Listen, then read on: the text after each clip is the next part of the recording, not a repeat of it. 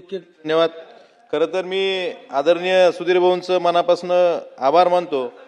त्यांनी त्यांच्या विदर्भाबरोबर त्यांच्या सासरवाडीची काळजी केली, मराठवाड्याची. तीच सुधीर भाऊ, आमचा मराठवाडा, तुम्ही विदर्भ कमीत कमी करार करून तर महाराष्ट्रात आले. आमच्या मराठवाडा करार न करता विनाअट महाराष्ट्रात सामील झालेला आहे.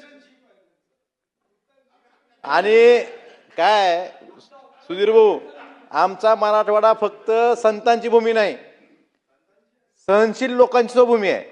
हा अनुभव तुम्हाला घरी पण येत असेल.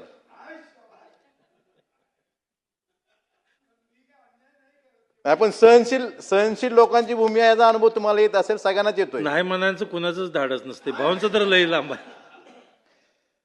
अध्यक्ष महोदय, सुधीर भाऊंनी वैधानिक विकास मंडळाच्या बाबतीत जो प्रश्न मांडला, निश्चितच विदर्भाबरोबर मराठवाड्याचा अनुशेष आता मागच्या 10-12 वर्षात आदरणीय देवेंद्रजी फडणवीस साहेबांच्या माध्यमातून विदर्भाचा बराच अनुशेष कमी झाला, असं तुम्ही आता सांगितलं.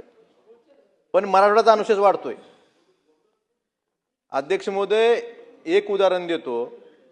16 सप्टेंबर 2023 संभाजीनगर, छत्रपती संभाजीनगरला एक कॅबिनेटची बैठक झाली. 45,000 कोटीच्या घोषणा केल्या गेल्या. मंत्री महोदयांना माझी विनंती आहे की या 45,000 कोटीपैकी खर्च किती झाले हे एकदा लोकांना सांगावे, किंवा प्रत्यक्ष घोषणा होणे. त्यातले सुधीर भाऊ अर्धे GR पण निघाले नाहीत. जे फक्त घोषणा झाल्या कॅबिनेटमध्ये मराठवाड्यासाठी 45,000 कोटीचं पॅकेज.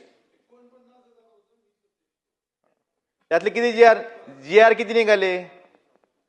म्हणजे अशी सहनशील लोक आहेत आमची. ती विचारसो नाही त्यातले GR, त्याचं पुढं काय झालं? फक्त पॅकेजच्या घोषणा मोठ्या करायच्या आणि प्रत्यक्षात अंमलबजावणी काय? जसं तुम्ही आता सांगितलं की वैधानिक विकास महामंडळ बंद असलं तरी आपण त्या खर्चाच्या बाबतीत किती खर्च करतोय ही आम्ही पटलावर ठेवू, किंवा सर्वसामान्य महाराष्ट्र जनतेला किंवा मराठवाड्या जनतेला सांगू. तर या 49,000 कोटीपैकी प्रत्यक्ष खर्च किती झाला हे सांगणं गरजेचं आहे. अध्यक्ष महोदय, आपण मराठवाडा वॉटर ग्रीडची म्हणजे 19च्या निवडणुकीच्या आधी खूप मोठ्या प्रमाणात घोषणा केली. परत महाविकास आघाडी सरकारच्या काळात मराठवाडा वॉटर ग्रीड बंद झाली म्हणून ओरडाओरडी केली. परत यांनी चालू केलं म्हणून सांगितलं. मला विचारायचं की मराठवाडा वॉटर ग्रीडसाठी तरतूद किती आहे आपल्याकडे? फक्त 5 कोटीची. 19 पासून आज 26 आहे. नेहमी मुख्यमंत्री महोदय म्हणतात आम्हाला की मराठवाड्याची पुढची पिढी दुष्काळ भागणार नाही. पण एक साधं उदाहरण देतो. 2014 पार खोऱ्यातनं गोदावरी खोऱ्यात पाणी आणण्यासाठी एक DPR मंजूर झाला. तो DPR अजून 12 वर्ष फायनल नाही, अजून DPRलाच मंजुरी नाही. DPR जर 12 वर्ष पूर्ण होत नसतील तर पुढची पिढी, त्यात 25-30 वर्षात एक पिढी संपून जाते, अर्धी पिढी गेली, अजून DPR फायनलला काम तर कधी पूर्ण होणार? त्यामुळं फक्त घोषणा करण्यापेक्षा उद्योगाच्या बाबतीत दावोसला जेवढे करार होतात त्यातले बहुतांश उद्योग हे पश्चिम महाराष्ट्रात येतात. मुंबई, पुणे, ठाणे, नाशिक. विदर्भ आमच्या पुढे गेलाय. मराठवाड्यात फक्त 4% उद्योग आहेत त्याचे करार झालेले. आणि मराठवाड्याला संभाजीनगर, जालना इथं उद्योग झाले म्हणजे सगळ्या मराठवाड्याला रोजगार मिळाला असं नाही होत. आमचा अर्धा मराठवाडा पुणे मुंबईत काम करतोय. आमचं मायग्रेशन होतं खूप. हे थांबलं पाहिजे. सर्वन्यायी विकास झाला पाहिजे, यासाठी सरकारनं काम करणं गरजेचं आहे.